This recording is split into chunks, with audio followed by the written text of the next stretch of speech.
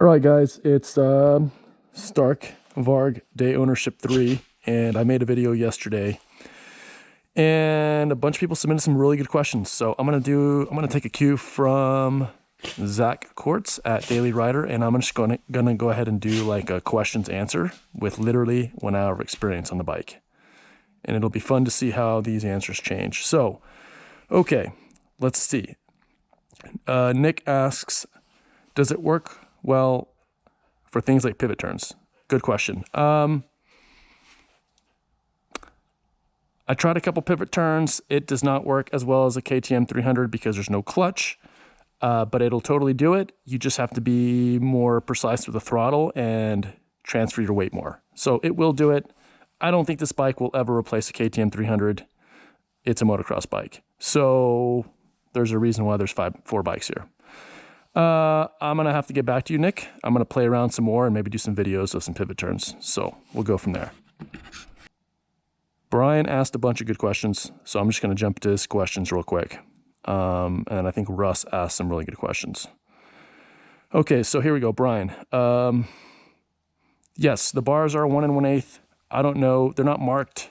They're probably made by some, good OEM manufacturer, but they're not marked. I actually like Pro Taper bars, so I'm going to change the Pro Taper bars, and they're all sitting here. Handguards, yeah, I don't know. It's a really good question, Brian. I don't know. I don't run handguards typically where I ride. I run flags, but not guards. I think there's definitely a time and a place to run guards. I probably will put guards on this. Yeah, this is a custom throttle tube, so we're going to have to modify it a little bit to get handguards to work. I know there's YouTube videos with guys that have put handguards on these, so it's very doable. These grips are from... they're called Ariat. They're probably European. They're actually really nice. I don't want to change them, but I think I'm just going to have to. So handguards, yeah, I don't see any major problems, but we are going to have to change the throttle tube. Let's see. So is Regen basically like riding a 2-stroke into turns rather than a 4-stroke? Yes. So the Regen setting on the phone, for every map, you can dial up the Regen from 0 to 100. I like 2-strokes, so I generally don't like engine braking or almost no engine braking. I will say the engine braking or the Regen on the Stark from playing with it for an hour is pretty aggressive. Like maybe 25% is like a 350 XC, and then 10% feels like starts to really die off. And I left it like at 10%, and that was just a little bit of engine braking. And then 0 is just like a 2-stroke, like it'll just roll. It'll actually kind of catch you off guard in some ways. But yeah, it's cool. You can totally dial in the engine braking. I think I went to like 40%, 30%, 40%, and it started to feel like a 450 4-stroke. What other manufacturers are foot pegs compatible with? Nope. KTM foot pegs do not fit on this bike, which is a bummer. There are... I think like Raptor makes foot pegs right now. They're super expensive. Foot pegs are a concern for me. Like the foot pegs are really good, but I know they're going to break. So I'm worried about it. Let's see. Yeah, the tubes on these bikes are notoriously shitty. They're like these super light duty tubes. I think they're trying to save weight and create a little more of a dynamic response. Everyone I know has like basically busted them. I don't expect them to last. Yeah, I've already got a moose sitting here for the rear. The front will just play by ear and go from there. The stock tires are, let's see, they're not terrible. They are Scorpion XC tires, mid-softs. So, they're a decent tire. I mean, they're not a soft gummy tire. They're nothing crazy. The front is also a Scorpion mid-soft in an 80 size, which is fine. I enjoy the front tire. The rear tire is just a little hard, right? It's fine. I mean, if you're used to motocross tires, it's totally fine. If you like soft gummy tires, it's not that interesting. So I already got an AT81 EX sitting over there, which I'm going to put on, and yeah, I'm stoked. So let's see. Yeah, Brembo brakes. Yeah, Brembo brakes all around. The brakes are excellent. They're just as good as any KTM Brembo brakes I've ever tried. Do you have to change your throttle style jumping off jumps to prevent looping it? without wild. Yeah. So yeah, I think the whole thing about these bikes is you have to totally change your throttle style and your riding style. The rear wheel. I'm wearing a helmet, so this is hard to talk. But the wheel spins up pretty quick, and you definitely want to be aware of that.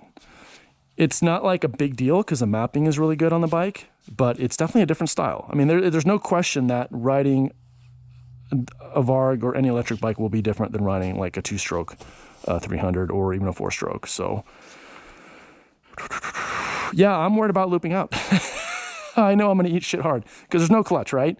So when things go crazy, you pull the clutch in, right? Maybe touch the rear brake. Yeah, there's no clutch. So I know I'm gonna bend it super hard. Yeah, and Panda doesn't know what's going on. So, what are the steps for the horsepower? Yeah, so you can dial horsepower from 10 on this bike from 10 to 80 in 1 horsepower increments, and yeah, it's crazy awesome because it's not like if you dial more horsepower right on the phone, you get more like throttle twist or you can get more RPMs, right, to get you to more power. It's not like that at all. The power increases everywhere. So if you think of like a power curve, right? Let's say you have a power curve that's maybe, just like a normal power curve line. It's not like you open up more of the graph to the right. You shift the whole curve like up. So there's some more power everywhere. And it's substantial. It's crazy to feel the power increases, right, as you play through it. I haven't ridden it over 50 horsepower. And this thing apparently can do 80. So power is just not an issue. Yes, Brian, you can set it at 72.3 horsepower for your best performance. Okay, so how are throttle inputs received? Can you just draw? Yeah, okay, so I'm not sure. I'm not sure how throttle inputs are received. I mean, this is definitely a digital body here. So there's a signal going into probably the controller. There is no cables there. It's all electronic.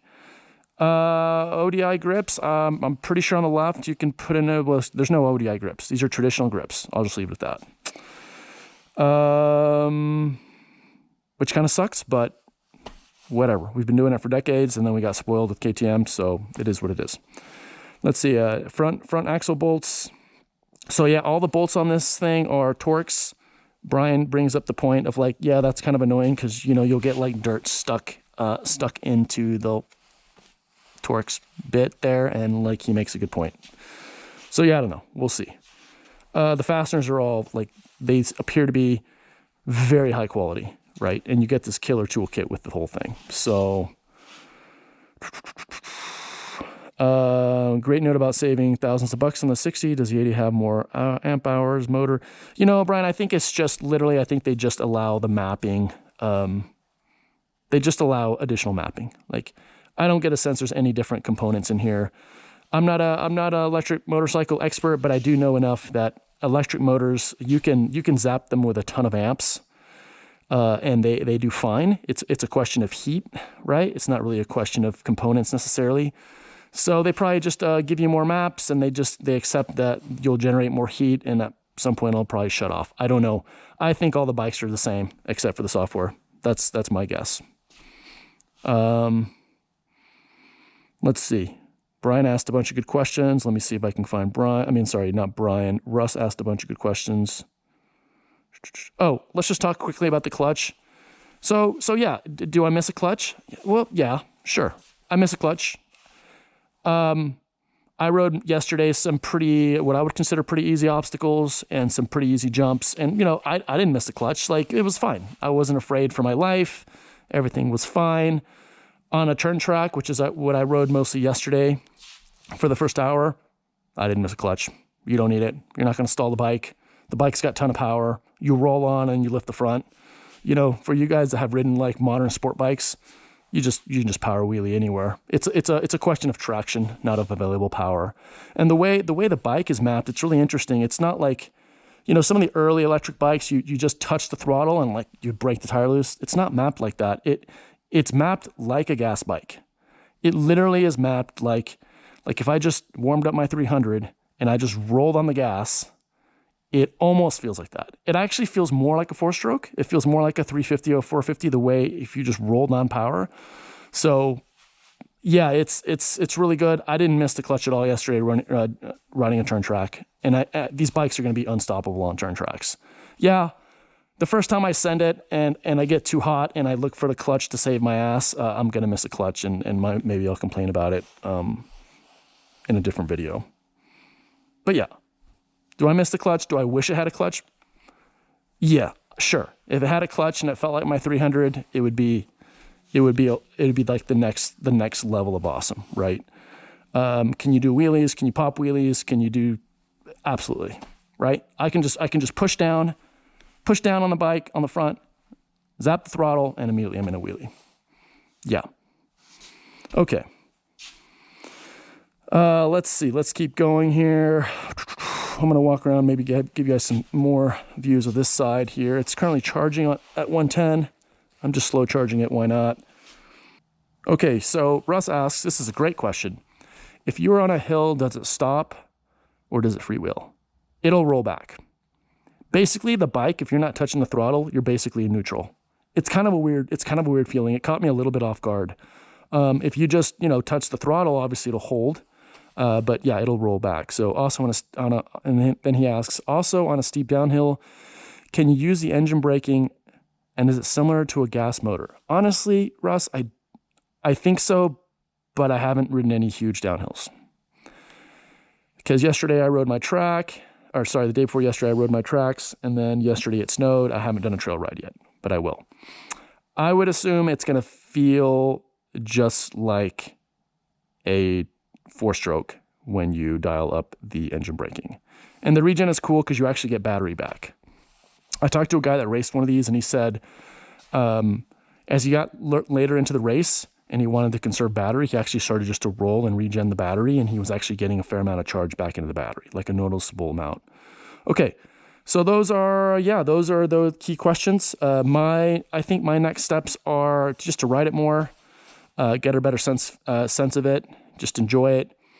I'm gonna change the rear tire to an AT81EX, which is just like a commodity, like it's a very known tire for me. I've tested the hell out of these tires. They are really good all around, soft gummy tires. I'm gonna put a Nitro Mousse in. I don't like Nitro Mousses, but that's what they had yesterday, so I got a Nitro Mousse and that's fine. It'll be fine.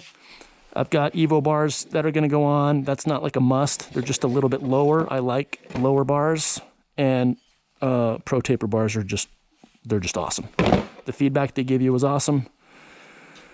I don't think I'm going to change anything else until I blow the front tire, the front tube. Then I'll probably go to a Michelin. I have a bunch of KTM wheels, so I kind of debated just throwing on some wheels and tires that I feel really comfortable with, but I just want to keep testing the bike kind of the way it is until I pop a tube. Yeah, that's kind of where I'm at. Honestly, the bike doesn't need anything. It just needs to be ridden. The rear tire is fine. When you start hitting really technical obstacles and you get a little loosey-goosey on the throttle, you'll feel it spin. A nice gummy tire will give me just a little bit more margin of error, so I don't send it too hard. But that's it. The bike is incredible, guys. Like, it really is that good. I will keep doing videos, and I will try to answer the clutch question as best as possible. And I will probably do back-to-back comparisons with the 300 as far as like what you can do with a clutch and without a clutch, and go from there. As awesome as a Stark is, the new KTM 300s are badass. So this bike doesn't take anything away from that bike, and vice versa. So, all right, I gotta go. I'm gonna go ahead and post this video, and Panda needs to eat breakfast. Okay.